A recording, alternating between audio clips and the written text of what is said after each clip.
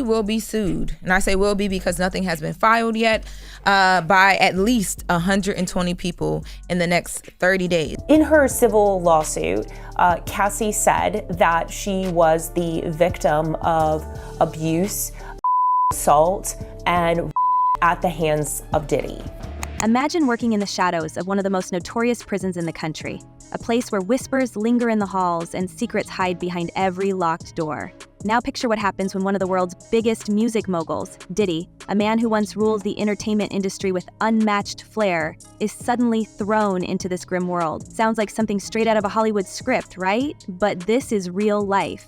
Or at least, that's what the anonymous accounts from inside the Metropolitan Detention Center are claiming. And trust me, these stories are as wild as the man himself.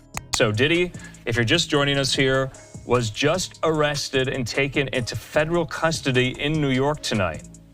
Sources tell TMZ Homeland Security swooped into a Midtown hotel late Monday where Diddy was staying, and they arrested him. What makes this tale even more intriguing is how it begins. Diddy's arrest wasn't just a shock to the public, it sent waves through the prison system itself. Why? Because this wasn't your average case of a celebrity facing a rough patch. No, this was something far darker. Diddy's charges were grave, and the courtroom drama surrounding him made headlines for months. But when he was denied bail, not once, but 3 times, people quickly realized this wasn't going to end with some cushy house arrest in a Miami mansion. Instead, Diddy found himself in Brooklyn's Metropolitan Detention Center, a place infamous for its harsh conditions and eerie reputation. And while most inmates crumble under the weight of such a transition, Diddy reportedly walked into the facility like he owned the place. Incredible. And, it brings into context our whole system of innocent till proven guilty. Why is he not being given bond? And, we could debate that all day long. Of all people that's unlikely to flee or get away, well, he's got the resources to flee, but he's so recognizable. And isn't he innocent till proven guilty?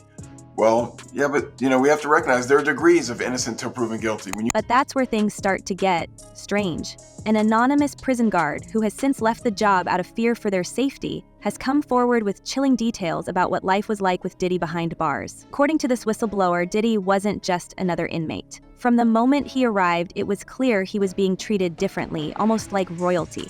Rumors began swirling among the staff. Why was he here? Why wasn't he shipped off to a federal facility like other high-profile figures? The guard claims even the warden seemed uneasy, issuing strict orders to avoid asking questions and to follow protocol to the letter. But as anyone who's worked in a prison knows, secrets don't stay buried for long. The first thing that raised eyebrows was the food. While the other inmates were stuck with the usual bland, barely edible meals, Diddy's dinners reportedly came straight out of a 5-star restaurant. Gourmet dishes, think roasted chicken, fresh vegetables, even desserts, were wheeled in on a cart every evening. And it wasn't just the food. Over time, more and more personal items showed up in his cell. Designer clothes, expensive headphones, a leather-bound journal with gold initials. Not exactly standard issue for someone doing hard time, right? But it gets weirder. The guard alleges that Diddy's visitor list was like a revolving door of the rich and powerful. Late at night, long after visiting hours were supposed to be over, high-profile guests would arrive. These weren't your typical prison visitors. They came in suits. Some of these names were instantly recognizable: public figures, business moguls, even people from Diddy's former circle. What were they discussing? No one knows for sure. But the guard claims that every visit left the staff on edge, as though something much bigger was happening behind closed doors. That with all the money he has and all the resources he has, they couldn't craft some solution that lets him be under some form of house arrest. And again, it sounds like special treatment, but the truth of the matter is, to incarcerate somebody like him is expensive to all of us. We're taxpayers, and he's got to have unique situations. You can't put him in general population where, everyone wants a piece of him and everyone wants to be his friend and everyone. And then there were the glitches. According to the guard, the security cameras in Diddy's block would flicker and distort at the same times every night, usually around 1 a.m. and again at 3 a.m. The footage would warp, freeze, or go completely dark before returning to normal. When the guard brought this up to the tech team, they brushed it off as outdated equipment. But after weeks of the same pattern, it became clear this wasn't just a coincidence. Not long afterwards, Carolyn complained it was deliberate. Someone or something was manipulating the feed. And during these blackouts, that's when the whispers started. The guard describes hearing faint voices, almost like murmurs, late at night while patrolling the block. At first, they thought it was just their imagination, but the whispers grew louder, distinct enough to recognize laughter and fragments of words. Yet, when they checked the cells, everything seemed normal. Diddy, for his part, didn't seem the least bit fazed. If anything, he appeared amused, as though he knew more than he was letting on. Hey, real quickly, all that commissary stuff, he's not getting any of that because people in the SHU have an abbreviated list. So he's out of luck. No stake for him. Yeah, he is on watch. This guy thought he would have went home. All of a sudden, he didn't get bond. Remember, the first night that he was there, It wasn't long before the guards' curiosity got the better of them. During one of Diddy's recreational hours, they snuck into his cell hoping to find answers. What they discovered only deepened the mystery. Hidden beneath his mattress was a piece of paper covered in strange symbols. Nothing that resembled any language the guard recognized. Alongside it, a note scrawled in hurried handwriting read, "Watchers, silence, loyalty." Behind a loose brick in the wall, they found more. A crude drawing of an eye surrounded by flames and a list of names, some of which matched the guests who had visited Diddy late at night. This was the breaking point. The guard resigned shortly after, terrified of what might happen if they stayed. But even after leaving, they couldn't escape the feeling of being watched. Anonymous calls, unfamiliar cars parked outside their home. It was clear someone was keeping tabs on them. Despite the risks, they decided to share their story, hoping to shed light on whatever was happening behind the walls of the Metropolitan Detention Center. At the courthouse in Lower Manhattan, the judge ordering the prosecution to turn over its findings from a jail cell raid, Diddy's jail cell, just yesterday. What were the contents of those raids? Well, apparently, according to the defense, they're legal documents. The government's saying no, on the contrary, they're just some handwritten notes and a calendar. So what exactly is going on here? Why is a man like Diddy receiving such unusual treatment? And what did the guard uncover that made them fear for their life? As the pieces of this puzzle come together, one thing is clear: this story is far from over. Could it be that Diddy's influence stretches far beyond the music industry? Or is something even more sinister at play? Now, let's take a step back to understand the mountain Diddy is trying to climb. The charges against him are nothing short of explosive, allegations that span years, involving behavior that has shocked even his most devoted fans. While Diddy has pleaded not guilty, the details that have emerged paint a picture of someone deeply entangled in a web of control, manipulation, and power plays. And if you think this is just about courtroom drama, think again. Diddy's legal battles are as much about optics as they are about the law. He's fighting for his life in more ways than one. Diddy's first major legal hurdle came in the form of a lawsuit filed by his ex, Cassie Ventura, in November of 2023. Cassie's claims were nothing short of jaw-dropping, alleging a decade-long cycle of control and abuse during their on-again, off-again relationship. According to her lawsuit, she described being held in a situation where she felt she had no way out. But here's where things get even more intriguing. The case was settled just one day after it was filed. No trial, no public dispute, just a quiet agreement to their mutual satisfaction. While some saw this as Diddy trying to put the issue to rest quickly, others couldn't help but speculate. What was he trying to keep out of the public eye? After all, settling a case doesn't mean innocence. It just means you're willing to pay or agree to make the problem go away. Diddy's mom has finally spoken out amidst everything that is happening right now. Janice Small Combs provided a statement to some outlets via her attorney. So she starts off by saying it's very heartbreaking to see her son judged not for the truth, but for a narrative created out of lies. But if Diddy thought putting Cassie's claims behind him would calm the waters, he couldn't have been more wrong. Just days after that settlement, 2 more women came forward with their own lawsuits. They accused him of similar behavior, detailing incidents that allegedly occurred decades ago. One of these cases involved a woman who claimed she was mistreated by Diddy and his associates while she was still in college.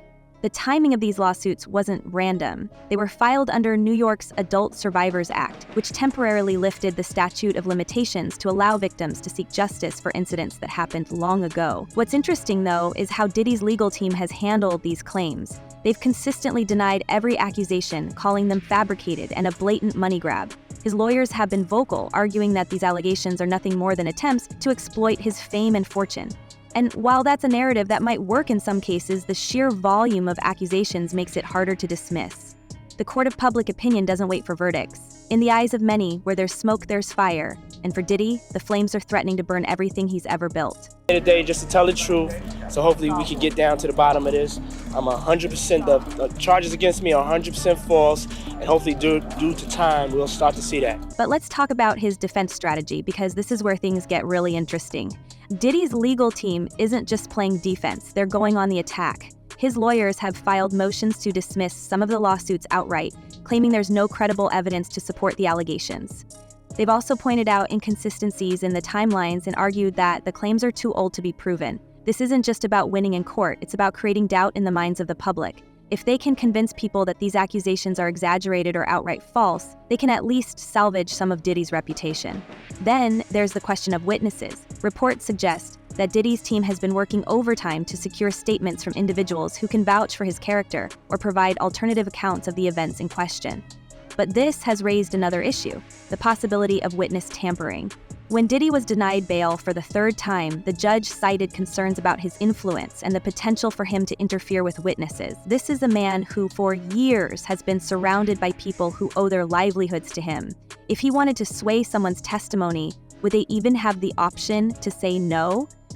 No, I'm not surprised by the ruling because, as she cited in her order, there are very serious allegations about the danger that he potentially poses to other witnesses and the public at large.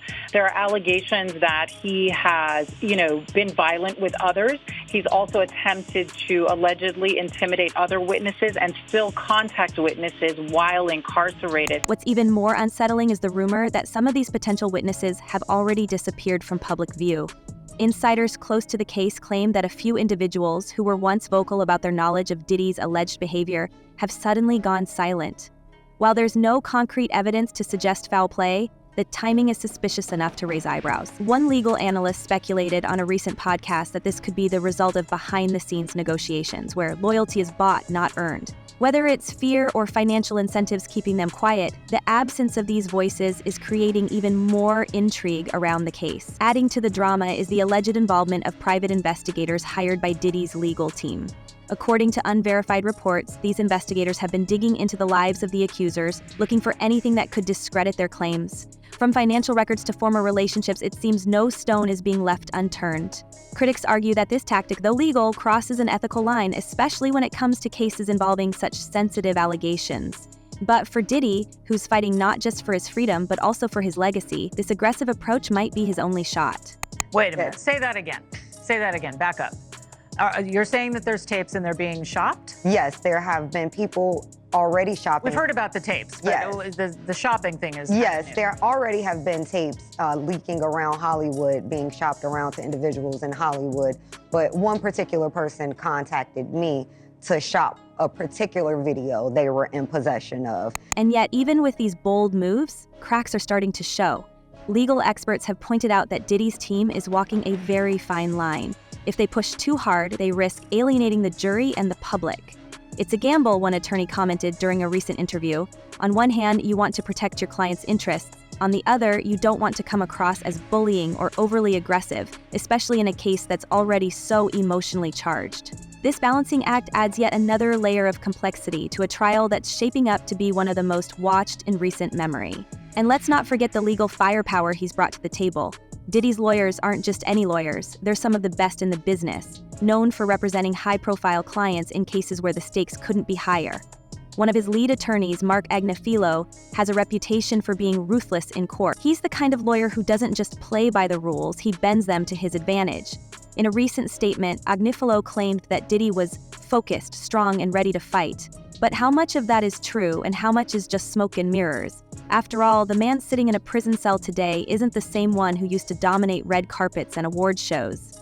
Did in fact occur, their argument is more than likely going to be that this activity was consensual, that this person was a willing participant, and not only that, but that these individuals assumed the risk of being present at those parties, of engaging and voluntarily engaging in the conduct and being in those spaces, consuming alcohol and things of that nature. Speaking of his time in prison, let's dive into how Diddy is handling life behind bars. The guard from the Metropolitan Detention Center may have hinted at special treatment, but let's be real, no amount of gourmet meals or luxury headphones can replace the freedom Diddy once enjoyed, and he knows it. Insiders claim that he's been working out religiously, trying to stay in shape both physically and mentally, but there are also reports that he's struggling. His most recent court appearance stunned onlookers, with many commenting on how much thinner and older he looked. Elizabeth Milner, a reporter for Law and Crime Network, described his transformation as astonishing, noting the stark contrast between his glamorous pre-arrest lifestyle and his current reality. And while Diddy's legal team insists he's in good spirits, the whispers from inside the prison tell a different story. There are rumors that he's growing increasingly paranoid, convinced that someone in his circle betrayed him. This paranoia isn't just affecting his mood, it's influencing his legal strategy. Some sources claim that Diddy has instructed his lawyers to dig into the backgrounds of his accusers, looking for anything that could discredit them. But this approach is risky. If it backfires, it could make him look even guiltier in the eyes of the public. So it sounded crazy, like I said before. They said that 2,300 people reached out to the law firm, and out of the 2,300 people, I guess they decided to go with just a little over 100, which seems like it's they just put out the number and everybody's calling to see if they can get a check. It's insane. It's insane. Now, again, he did say that nothing has been filed yet because he says he wants to make sure that they do their due diligence and get this right. So what's next for Sean Diddy Combs?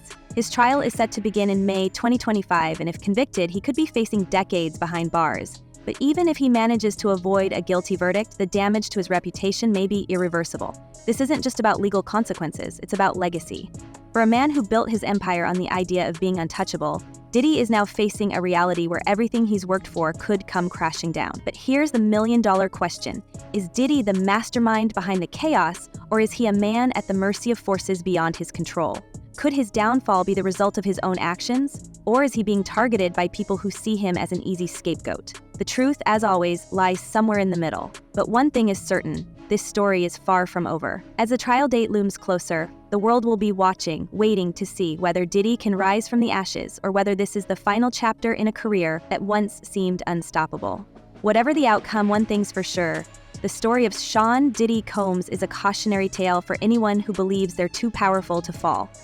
As the saga of Diddy unfolds, viewers are left with more questions than answers. Could Diddy's influence truly extend beyond the music industry into something far more sinister? And what about the guards' chilling revelations? Are they a glimpse into a darker truth, or merely the product of fear and paranoia? The comment section is open, and the audience is encouraged to share their thoughts. What do you think is really happening behind the walls of the Metropolitan Detention Center? Could Diddy's downfall be a result of his own actions, or is he being targeted by unseen forces? Leave your theories and opinions below, and let's keep the conversation going. Until next time, stay curious and keep watching.